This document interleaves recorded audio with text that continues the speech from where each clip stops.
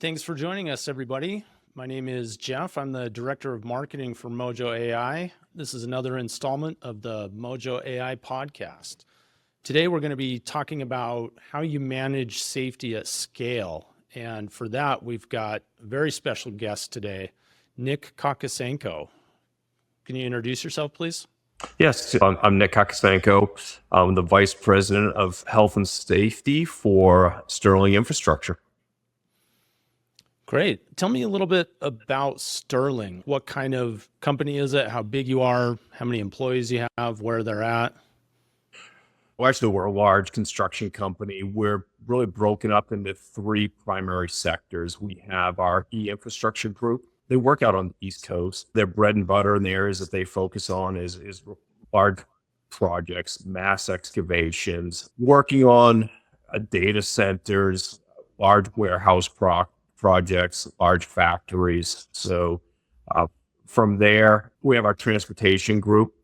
They're kind of spread out all over the place. We have work in Texas going on, a company in Utah, another one in Nevada, and another one in Arizona. Their focus points are on bridges, roadway, airport work, underground utilities. Then we have our housing solutions group, and we have a plumbing group within there. And we actually have a group that does flat slab work for houses in Texas and Arizona. How many companies in total are under the Sterling umbrella? Depends on how you want to look at it, but we have 8 primary companies and subsidiaries below those. Okay. We have how many employees? About 4,000 employees. Okay, so that's pretty big. Yeah, we really spread out. So we have work up in the Northeast, Southeast, Texas, the Rocky Mountain region, and a little bit of work out here out on the West Coast. Okay. And how long have you been with Sterling? 11 years. 11 years. Okay. So I started back in 2013, in June of 2013. How did you get your start in safety? Well, I guess, what were you doing before safety? So my start in safety really came right when I got out of college. I kind of fell into, no pun intended, I fell into safety. I was working for a small contractor in Maine. We were doing foundations. We were a lot of asphalt paving, doing demolition work. And it's got a little bit of variety of different types of work and exposures. And when I returned to school in the fall, I had a class in OSHA, and then obviously knew nothing about safety that summer.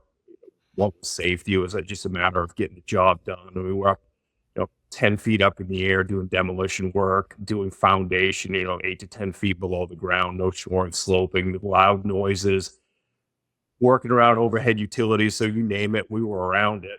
And I was kind of like fascinated as I was taking that class in OSHA, like, wow, there's actually standards that we should be following and things that we should be doing, like lack of training, lack of education. And so I kind of developed an interest for safety, and I ended up talking to my advisor about it. And he said they were actually starting a concentration in the program that I was in environmental health and safety. And so I transferred over into that and ended up taking all the classes and graduating with a degree in industrial technology with a concentration in environmental health and safety. So from that point, I went right out of school. I'd like to ask people, did you get your start in safety through the trades or through formal education through a university? It sounds like for you, it was kind of both, a mix of being in the trades and secondary education. Yeah, it was a summer job, so I really wouldn't call it. I was more of a grunt than I would call myself in the trades. But I was just having that experience and seeing what I was exposed to without any real knowledge of hazards. There was no discussion about trench and excavation work or access into a trench. Oh, by the way, if you need to get work near those overhead utilities and moving them out of the way, use a dump truck to kind of push them out of the way to get some work done. So it was just seeing what those exposures, and I became interested in it. And from there, it kind of just dominoed effect into really wanting to pursue a degree in safety. Yeah, that's interesting. What was your career path from there after college that what led you to Sterling? Like what kind of industries were you in? What kind of companies were you working with before Sterling? I've always been in construction. It was right when I came out of school. I started on a bridge project up in Maine. It was a large precast segmental bridge. I was the first one ever built in the state, and so I cut my teeth on the large, heavy civil jobs with large crane picks, working at elevations, working over the water, below the water. We had cranes on barges. We had a little bit of everything on the job. So every day there was always something fascinating taking place. It was making picks of 100 tons out on the water with large ringer cranes. I mean, dealing with access day in and day out, changing at tides, working at nights. You throw up in there the winter environments, the summer environments. I mean, it was just a plethora of things that we dealt with on a daily basis out there on the job site. And so it was just having those exposures and being around that type of work on a regular basis. It's some pretty cool stuff. I mean, it's not something you see every day and work with every day. And so that's kind of the path that I chose, is to stay within the construction industry. So spent some time there, made a quick little change in my career path. I went to work for another company for a short period of time. And it was more to doing a lot of paving, underground work. There was pits, quarries, mines. So it was getting into that aspect of the work.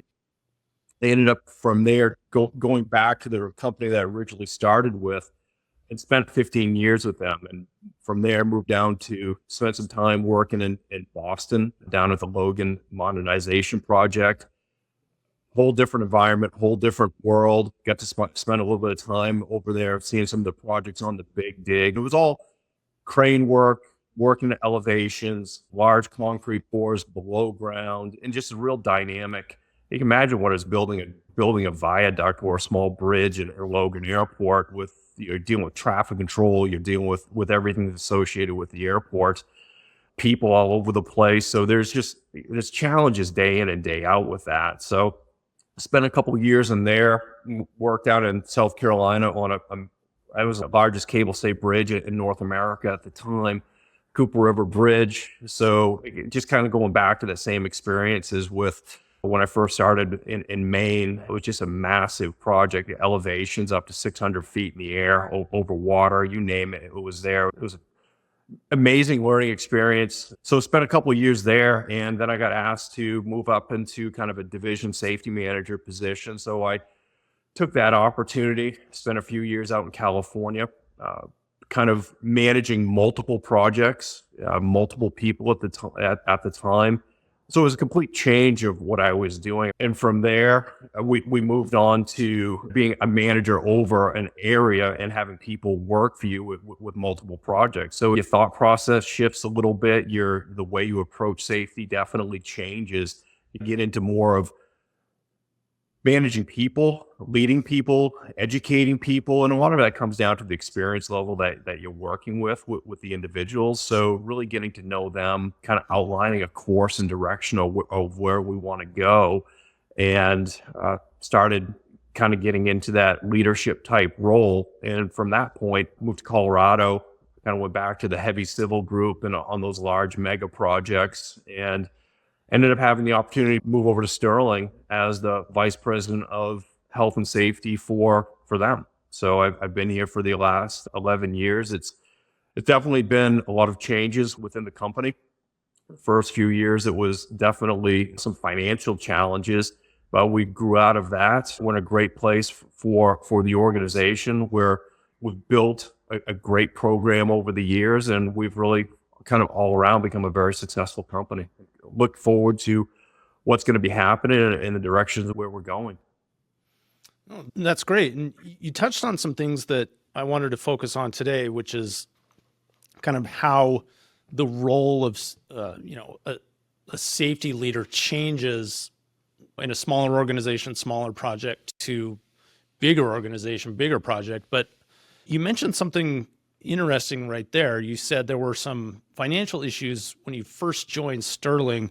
And this is kind of a side question, but I'm curious, how does that impact safety or the role of a safety director? It makes you look at things a little bit differently because you can still manage and build a process. You can still manage and build a program. It might not be glamorous. You might not have all these great glitterly type items, major slogans where you can invest a bunch of money into publicizing everything, but you can really get back down to some core basic principles. You can be frugal, you can be simple, and you can still be very effective. If you want to build any good program, you're going to have some core principles you're going to be focused on. You obviously need leadership to buy into it and help push it and drive it, but you have to have planning, training. You have to build an accountability model for that. You have to have some way to follow up on what you're doing, and you don't have to have a ton of money to do that stuff. I mean, you can get real simple on your things. You can train. You can do little micro training sessions that are very simple to administer out in the field, get a lot of buy-in, get employee engagement. You just have to be creative in what you do. And you might not be able to use an online platform at that time. And maybe it's something you can build your way into, but you just have to sit back and say, what can we do at this time to be effective to reach our ultimate goal and get our employees home safely every day? Yeah, that makes a lot of sense. And to me, it sounds like that is one of the differences between managing safety at a smaller organization versus a larger organization. Even if the smaller organization is successful and doing well, they still may not have the budget to do, how you described it, glittery safety activities. So Yeah. is that accurate? Like at a smaller organization, you focus on the basics? I think honestly it depends on the organization, what they want to do and achieve, and what their ultimate goal is and how they want to get to it. There's really core principles of any safety program. And it doesn't matter if you're a small company or a large company, you can still do that. You can still have the same impact. You can still have the same effect. You can still go out and buy the tools. I mean, if you have a small company that has 100 employees, if you're rolling out an online program and do an immense amount of training, the scale is just a little bit smaller and you might not have those costs. But if you budget things right, you get all leadership's engagement into it, you can still achieve all those processes and procedures. You don't have to be a large company to have great processes in place. I mean, and we've seen small companies that have absolutely amazing programs, but it all comes back down to what that company wants to do and what they want to invest into their processes and what's going to make them successful. And a lot of it can come down to the types of work that they're performing. If you're working underground, or if you're working overhead, or you might be working in a flat, level environment. It just comes down to what the company wants to do and what they want to invest in. That makes a lot of sense. And that kind of ties in with something you mentioned earlier. You said it was important, and that is getting, leadership buy-in around safety. Like in your career, have you been in situations where that was a challenge at the company, where leadership wasn't fully bought into what you were trying to do? I think leadership is always, I've never really had an issue with going back. I've been doing this now for quite some time, probably between 25 and 30 years. And I think one of the things that I've noticed with, if I was going to go back 25 years ago and take a look at safety then to what safety is now, I would go say 25 years ago, we knew you had to be safe, but really what did it look like within an organization? And back then it was more like, okay, you have safety people out of the job site. We talk about being safe and didn't really get a lot of great results. I think over time, with the amount of emphasis that's been placed, people realizing that it's a core principle within most organizations that leadership is bought off onto it, and they support it. They understand that our people are our most precious resource. Without our people in our organization, we're not an organization and we can't function. So we need to protect our people on multiple different levels. And one of the easiest ways to do that is to support and help drive safety throughout an organization and help build a culture and help form what that culture might be. Back to the topic of managing safety at scale. So if the fundamentals are the same at a smaller organization and a larger organization around the safety program, like what does change? For an example, working at a single project, a single location with as maybe a smaller subcontractor versus now at Sterling where you have different divisions across the country. Like, what changes in your approach? Like, are you implementing different types of programs? Are you tracking different data? Like, what are some of the main things that are different from your perspective? I guess I would break it out into several different scenarios here and how you would kind of look at that focus and where your directions would go and how you would track it and train that information. If you're a one-person show on a job site, or a one-person show within a company, a lot of places they might have 200 employees or 150 employees or 50 employees. They might have one safety professional. Their focus would be on building some of the processes, training their frontline supervisors, help working with them to educate them, because it's really going to be executed. I mean, everything's executed with our frontline supervisors and managers. So that's really where our focus is, even if you're a small company opposed to a larger company. But if you have that one person that you work in who's in there building the program from the organization, and that's just kind of going back and saying, okay, with the understanding that we have executive leadership buy-in to building that program, is their focus is going to be on training and educating and working with those frontline supervisors on a daily basis. I mean, getting out to the job sites, training them, working through some of the processes, supporting them as best as they can. And a lot of it could be through phone calls, maybe even some little Zoom meetings or pictures, or however you have to achieve that, but focusing it from that one manager to working with, maybe it might be 4 or 5 foremen, superintendents, or project managers. So attacking it from that level.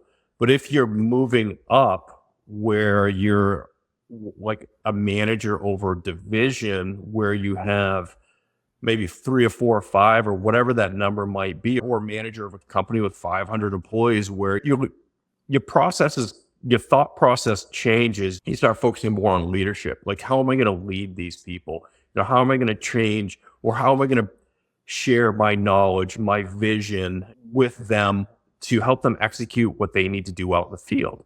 You're having those one-on-one conversations, spending time with the people who are reporting to you to be sure that they're successful, that they understand what needs to be done. If they have questions, that you're there to answer and support them. So you're focusing more on them, but you're also focusing on what needs to be done from a higher level with the frontline supervisors, and also throughout the whole organization. You kind of got to start keeping your eyes on the horizon to think about what's coming next, what direction we're going to be taking the company, and kind of working at it from a strategic standpoint of what processes and procedures are we going to build next, and which way are we going to take the company. So just kind of scales out from that point. That makes a lot of sense. The ability to capture and analyze data is hugely important as the organization grows. Mm-hmm. Is your experience?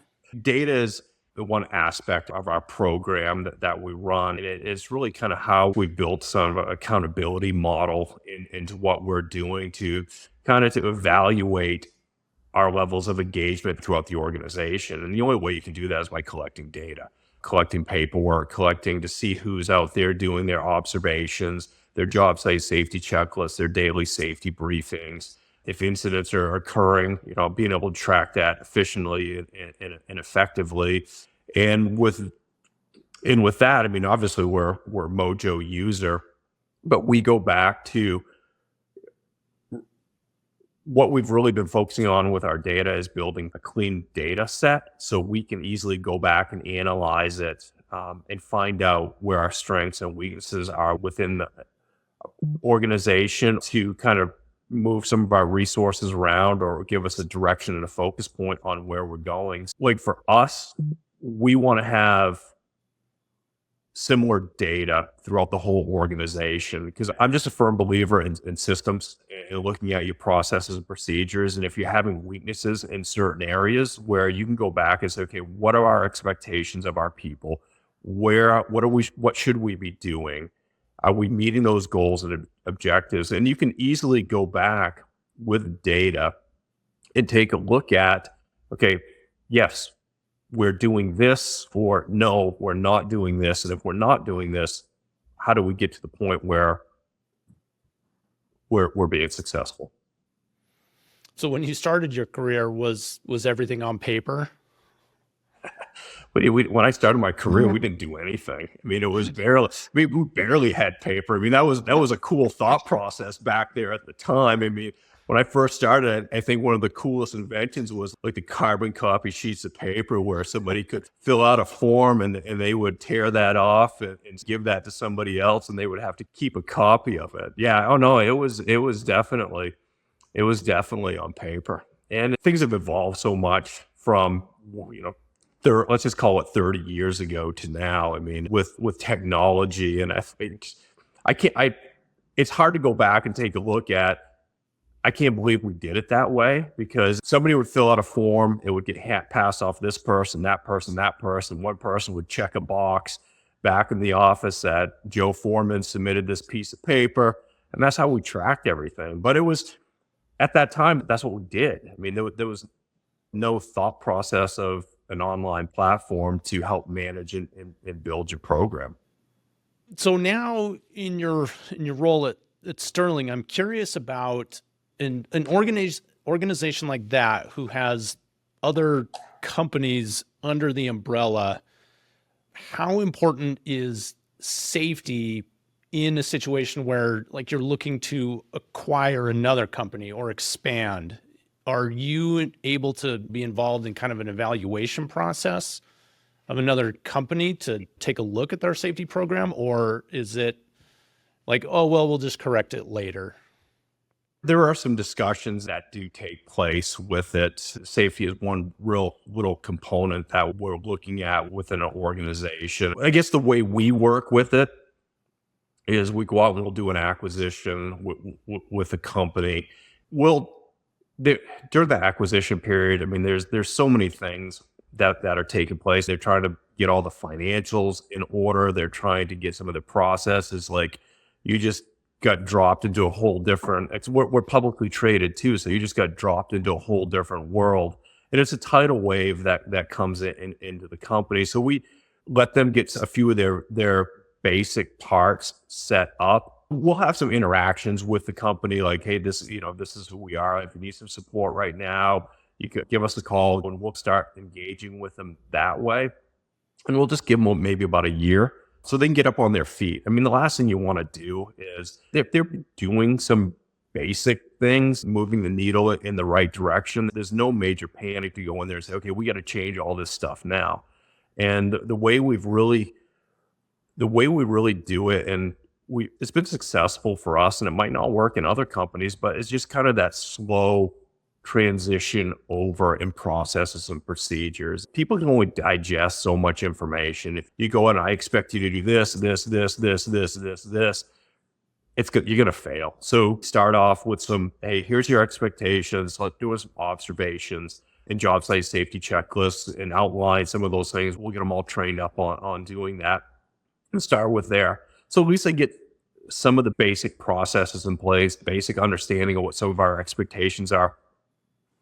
Then we'll start building from that point, getting into some of the planning, getting into better training, folding them into the mix a little bit more too. With acquisitions, companies have been successful for a long period of time, and you have to respect that. And you just can't come in and say, hey, we're way better than you, we're smarter than you, because all you're going to do is you're just going to make it an adversarial relationship. It takes time to cultivate and build these things and to get things in place. We do it very, like I said, just a slow roll in of our processes and procedures. It seems to work out because the key is building the relationships with companies, and that they can trust you, and that you want to help, and you're just not there to, hey, I need to do this, slap it on them and walk away and not support them. And so as you're trying to support all the other organizations too with what they need, you're trying to get these guys up and running. You just kind of do slow little steps into it, fold everything in over time. And we've that's just the way what works for us, and we believe is successful in how we kind of integrate companies into Sterling. So it sounds like you've been pretty successful with implementing and managing safety programs over the years. In your current position, with all these different companies underneath the Sterling umbrella, what are the big challenges that you run into now? We were just in a board of directors meeting the other day, and we were talking about fleet safety. And if you talk to any other construction companies out there who've got vehicles on the road, it's a problem in the industry. It's like you're driving, we drive God knows how many millions of miles a year, and we've got, I would say, between 800 and 1,000 trucks, pickup trucks, and trucks out on the roadway every day. It's a big exposure. That's one of our challenges, biggest challenges that we're faced with. So we're we're pretty heavily involved into working with telematics, and we have cameras in a lot of our vehicles. But then you get back to is, how do you manage all that data on the telematics? We've built out some processes and procedures with our insurance carrier to really break information down to events for like over a 30-day period per events per 100 miles. And it kind of just normalizes the data for us, and it just makes it very digestible. And when we take that population set of drivers, we'll just look at, okay, here's our 20% of our, I would say, our worst performers, and let's just focus on that. It's something you can easily digest and work on, instead of just going out and trying to attack all situations, especially when it comes to driving. And we're starting to see some success with that, so we'll continue on with moving forward. I think some of the other challenges we're always going to be faced with now was getting people to come into the construction industry too. That's going to be a major issue going forward. People just don't want to get into construction anymore. There's a major push is like, how are we going to change our hiring practices? How are we going to change our recruiting practices to reach out to start to get more people engaged into construction? I think as we get bigger too, I mean, just we're going to, it's like trying to manage everything on a much larger scale, and looking at how we can do that, be better at managing it. So looking at how we can structure things differently, maybe within the organization, to get more support out there, to have more people in play that can help manage things on a larger scale.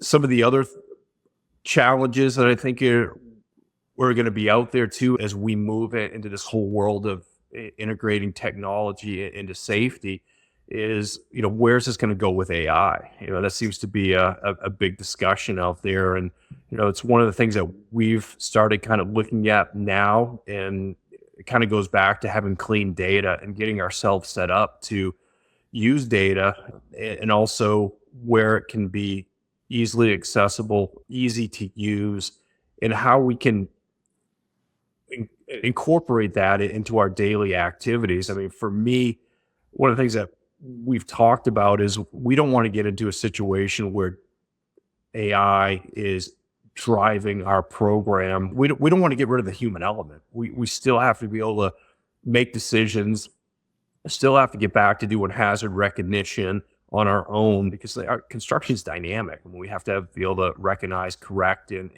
put things in place. And I just don't think AI is ever going to be able to do that. It might be able to guide us, give us some things to maybe take a look at, but when you really look at it, it's the person who's turning the wrenches on the field, operating that equipment, that are really making the decisions at the end of it.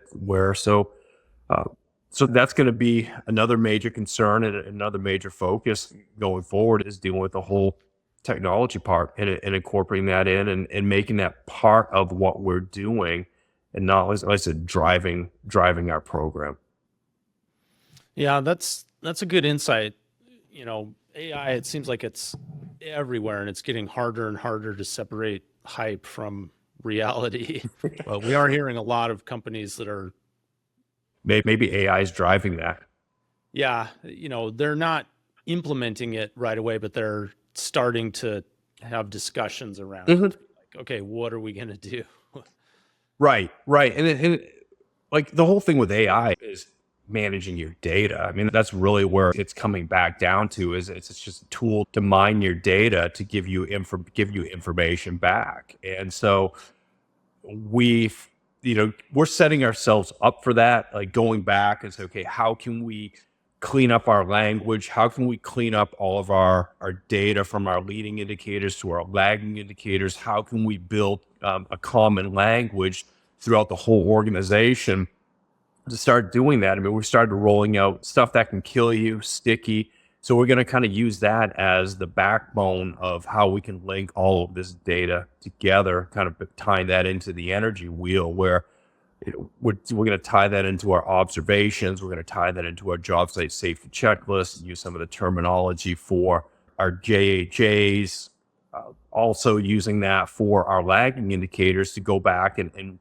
pin the gravity back to stuff, use the energy wheel and that information back to the incident data. So at some point, whenever AI becomes easier to use and then we'll be able to mine our own data and come back if we have a foreman who is, and again, this goes back to getting everybody onto the same platform with the same terminology, the same resources, that we can actually have a foreman who's doing pipe work in Texas or in Arizona, and we can have a foreman who's doing pipe work up in New Jersey, where if they go out and fill their pre-task analysis out, where it might come back and say, hey, if you're doing this and it's using some of the data from New Jersey to Arizona, have you thought about access?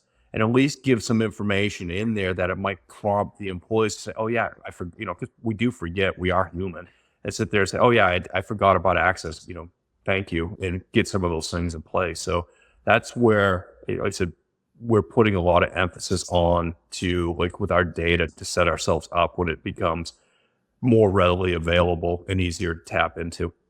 Yeah. What's the best part of your job as a safety professional? It's working with the people. Hey, we have a great company. We have great people.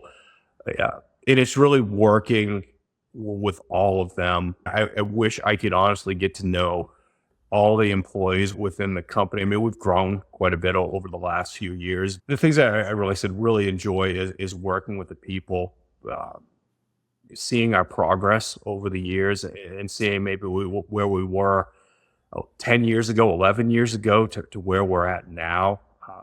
And seeing how the organization, like all of them, safety is at the forefront of every discussion that we have. It's one of our core principles, and it's just not something that we just want to throw out there and have it look cool on a board. We actually want to live it and do it, and we want to tie it into our operations and seeing our employees get engaged into it and bring issues up and talk about it. Those are some of the coolest parts about it.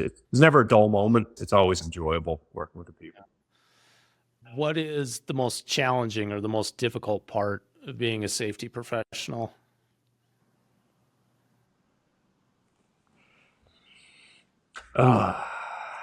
Let's see.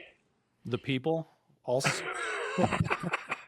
I think one of the biggest challenges with being a safety professional is it can be the people. The way we've always looked at it over the years is we have an incident out there, we'd always go back, oh, it's the people. It's just coming back to okay, we need to figure out what our processes are, figure out where, organizational, where have we missed? What have we broken? to allow this situation to happen, to have an employee get hurt. So I think one of the biggest challenges or one of the biggest headaches that we have out there is just to be sure we're truly executing our processes and procedures 100%. And if we're having breakdowns in there, to be sure that information flows back up to get things corrected before we have an incident. I mean, literally diving into, and it's tough for people to kind of grasp this concept, but really focusing in on our errors because we make them all the time, and really capturing and correcting those errors before we do get somebody hurt or we do get a piece of equipment damaged. That's probably the most frustrating part. And like I said, it's ultimately everything comes down to getting the organization involved and truly managing people. What do you think are the skills that people need to get into a career as a safety professional? So the skills for a safety professional, I guess and I think sometimes this comes down to an organization and honestly what they want for a safety professional. I guess what I'll outline is the things that I've seen from safety professionals that have made them successful, opposed to things that I've seen from people that have not been successful, is how you work with people, how you interact with the organization. Now, I've seen individuals come in and something goes wrong. I mean, they're throwing stuff, skipping a hard hat across the parking lot, throwing things, blowing up. That just doesn't work in today's day and age. I mean, you have to be able to talk to people, work with people. You got to understand, I don't think people really honestly show up to get hurt or damaged. Hey, my objective today is to back this loader into that dumpster over there and smash it up. I mean, people just don't do that. It's how do you work with people? You have to be level-headed, I believe. If you go flying off the handle, people have no interest in being around you. You have to be able to communicate your thoughts to everybody. And you have to be engaged to the organization. You got to be able to put your boots on the ground, get out there and talk to people and see what's going on. And you always have to be kind of looking ahead too. What's coming down the pipeline? You have to keep yourself educated to new processes and procedures. What we were doing 10 years ago, 15 years ago, 20 years ago, I mean, there's still parts and pieces that we're dragging along with us and they're still effective, but there's so many new technologies that are out there. There's so many better processes that are being evolved. And you need to keep your eyes out from there. And that's getting involved with organizations, talking with people, going to trainings, going to see presentations about what other companies are doing. So there's so much great information out there. And I mean, so that's what I would say. You got to be able to work with people. You got to be level-headed. You got to be able to communicate, both I would say some type of written communication, be able to talk well with people. And you got to kind of be forward thinking and keep yourself apprised and educated of what's going on out there in the industry and what can be rolled into your company. Do you have any quick advice that you would give to somebody who's considering a career in safety? Yeah, absolutely. Come on.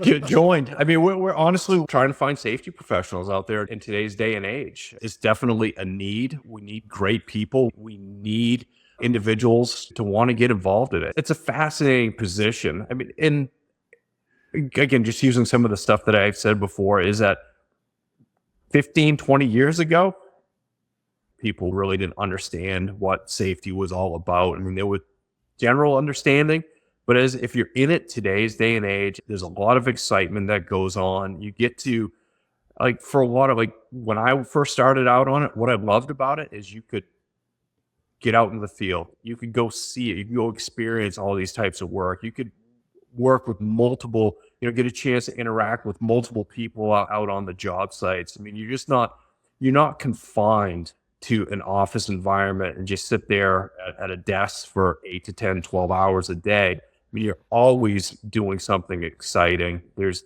thrilling things. There's cool stuff that's happening out on the job site. So yeah, I mean, come on. If you want some excitement, get into the world of construction.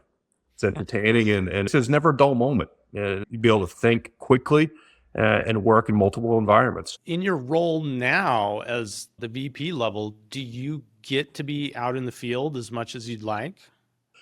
Yeah, I still get out in the field. I still get out there as much as I can. I mean, a lot of times I do spend a fair amount of times in meetings, but I do, when I get to the companies, I do try and get out to interact with out in the field. I think it's important in a leadership role that you do get out there. You do get out and talk to the people. You do get out there and walk the job sites and do that interaction with them. You just don't try and dictate or legislate from a crystal palace and say thou shall. It just doesn't work that way. You have to sometimes too is just, if you want to get stuff done, I mean, and this is working with your people, but it's also getting out there and supporting with them.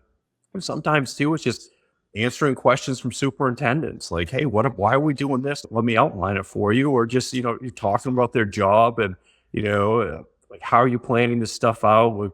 I spent some time with the superintendent a couple of weeks ago and talking about BIM modeling on a job site, kind of walking me through that whole process about how to avoid utility strikes and utility conflicts. And so it's really just being involved with them, showing you care about what they do, because we do. I mean, I want to see everybody successful, and I want to learn as much as I can and be engaged to the level that I have that ability to be. Yeah, I like that insight. Well, thank you very much, Nick, for the time today. I really Yeah. appreciate you speaking with me and giving us an inside look into your career and how you're managing safety at Sterling. Yeah. Well, thank you. It's been a pleasure.